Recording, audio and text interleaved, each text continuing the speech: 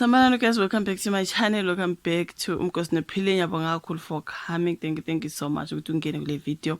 Ungakhohlwa ukuthi subscribe uphinde uyilike video, usuyashare nokuyishare you guys. Kanti ke ngiyabonga kakhulu kini nonke ningenile kule video. Ngizothanda ukuthi sikhulume ke ngobaba uJacob Zuma njengoba kuthiwa uthi yena ngeke izimenyezele imphumela yokhetho you guys bafuna ukuthi qale phansi ukubalwa ke kwamavoti into ekanjalo you guys. So angazi I think IEC ready ukumemezela ke imphumela kodwa ke ubaba umholo weMK Party uJacob Zuma uthi ngeke imenyezele leyo mphumela umholo omkhonto wesizwe ubaba uJacob Zuma uthi akukho mphumela yokhetho eyommenyezela kusa ngesonto nje bese nezikhalo ezingaphenduliwe bekusese nezikhalo ezingaphenduliwe cabanga kuthiwa phela they suspect the rigging situation you guys. So kunelo kungane ngisafuna ukudlalela yona before singaya phambili ngalolu daba lokuthi abe MK bathi akurecount into ekanjalo.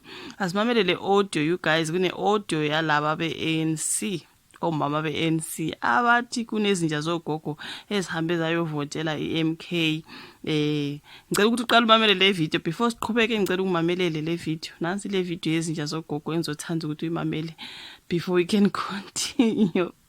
Iqhoki nebululu liyohlala liyibululu athi sama namabululu la simosha imali zeingane zethu zidla ingcanga kanti ingcanga zidla nje ziyovotela iMK. Odoti sihamba abantu sibadabukela kanti abantu baya kwiMK. Rubbish doti asa iqhoki. Kuthiwa ke iqembu umkhonto wesizwe uthi lingase lifune ukuthi uqale phansi ukuvota ngenxa yezinto ezahlukene elingeneme ngazo. Ukhulumela iqembu omnumzana uNhlamulo Ndlela uthe banobufakazi obuqanda ikhanda ukuthinta okungasebenzi ngendlela kwenhlangano engamele ukhetho iIEC. Uthe obunye buthinta iANC athe isebenzise izinto zikahulumeni ukufeza izinhloso zayo. Uthe banobufakazi ababuthumele kwiIEC okuhlanganisa obuqoshiwe lapho abantu bebekhuluma khona ukuthi bawaxosha kanjani amalungu wabo abekade ukuthi ukhetho luqhubeka ngendlela yini ukuthi ukhetho luqhubeka ngendlela yini. uNdlela bekhuluma esithangamini nabezindaba esikhungweni sikazwelonke semiphumela seIEC emidreni ngomgqibelo ebusuku. Bekukhona nomholi weqembu uJacob Zuma ofike okokuqala kulesi sikhungu uveza ukuthi ngesikhathi kunobuhixihixi ngolwesihlanu ekuseni lapho imiphumela ebingaveli khona ngenxa yokuthi bekunezinkampani zobuchwepheshe yaseKapa ebikhwabanisa izinto. Sikhulume nabameli bethu futhi izeluleko esizitholile kubo kumele izeluleko sizitholile kubo futhi sizokwenza. Sicabanga ukuthi kuvotwe kabusha ukufuna ukuqala phansi ukuvotwe ngenye yezinto esizicabangayo isinqumo esizokhuluma ngaso.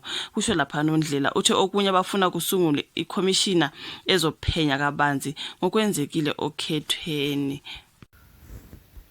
Khona ngisho bengisigijimisela ama-food parcel mina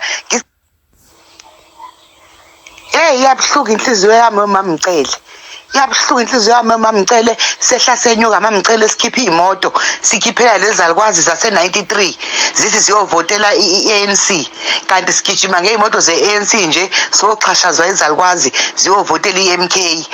Angikaze ngiyibone into enje saza khohlakala izalukwazi kodwa uThixo uzobona sayifida lezalukwazi e93. Khona ngisho bengisigijimisela ama-food parcel mina ngisigijimisela yonke into ngisigijimisela ayikho into bengasinikiyo la lesalukwazi udoti kwesalukwazi ngisinika amaveji lapha eANC ngintshontshe ofisini lakhansela ngihambise ngisifide kanti sesifidela iMK. Hayi ngiyababonga ogogo ngiyababonga. What 93 ngisisuthi wona kuthi angiyife izinja zogogo. Angazi ukuthi yini ogogo sebebizwa ngezinja kuthiwa bavotele iMK Party. Kunzima you guys laphana when it comes to abanye abaholi beANC. So ke asiqhubeke sifunde you guys kuthiwa ke ubaba uJacob Zuma umholo omkhonto wesizwe uthe kona kumphumela yomenyezelwa lana uZuma ukusho lokho esithangamini nabezindaba esikhungweni semuphumela seIEC emidrende eGoli umgqibelo ebusuku you guys uthe abafuni ukujahwa ngoba bafuna ukunikwa ithuba ukuze bafake izikhalo zabo. Iqembu lakhe namanye amaqembu angaphezulu kwa-20 bakhala ngendlela izinto ezenzeke ngayo ngesikhathi kuqhubeka ukhetho, ngesikhathi kubalwa bathi sizodinga isikhathi, akukho umuntu ozothi nansi imiphumela. Uma lokho kwenzeka abantu bazobe wesichukuluza ngoba siyazi sikhuluma ngani, asiqageli. Nginethemba lokuthi okungeyena obhekelele lokhu ulalele, ungayiqali inkinga uma ingekho, nika amaqembu ezepolitiki ithuba lokubeka udaba lwawo. Kusho uZuma you guys uthe inhlangano ebhekelele ukhetho uma bekhuluma ngokuthi kunezinkinga kumele zibhekwe ibanike imizuzu emincane. Angazi inkululeko enjani leyo, uthi siphusha sengathi siyiziboshwa umuntu okuphoqa ukuthi ungene esitokisini akhiye. Uthe akekho umuntu okumele abaphoqe ukuthi naye imphumela yiza ingashaye emhloleni. Uthe kumele i-IEC ibagculise ukuthi izinto zenzeke ngendlela efanele, akujahwe lutho, ngeke kufe umuntu uma imphumela ingakhishwa kusasa. Kujahweni sesibekezele kakhulu izinto zenzeka, ngisho abantu benza ubugebengu ababoshwa, akukho umuntu ozomamezela kusasa ngaphandle uma bebengasebenzi nathi. Asikwazi ukuba ngondlovu kayiphikiswa. So khona manjalo nje umongameli Cyril Ramaphosa useqinisekisiwe ukuthi uzokwethula inkulumo emcimbini wokumenyezela kwemiphumela ngesonto basho namhlanje you guys njengoba mina ke ngiyirecorda namhlanje le video kodwa ke ngathi ke abe MK benobaba uJacob Zuma batha kumphumela eyomenyezela kujahweni bafuna i-recount you guys into kanjalo.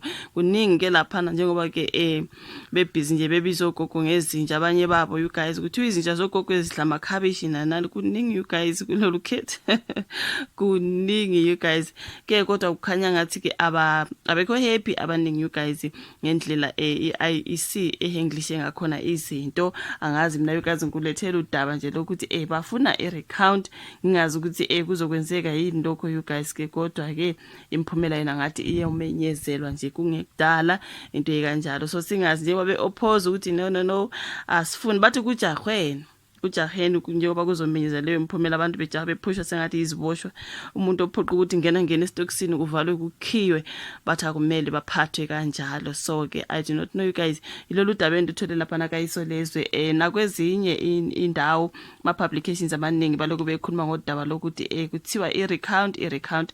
So I do not know you guys, angazi bayokwenza kanjani ke. Ngicela usho uvo lakho ka-comment section, uyilike i-video ubuye uyishare, ungakhohlwa ukusubscribe njalo nokufaka i-notification bell yakho on ukwenza ukuthi njalo mangilahlela i-video and then you'll be notified. Ngiyabonga kakhulu for watching this video. Like it, subscribe, share and asihlangane njalo ku-video elandelayo. Bye.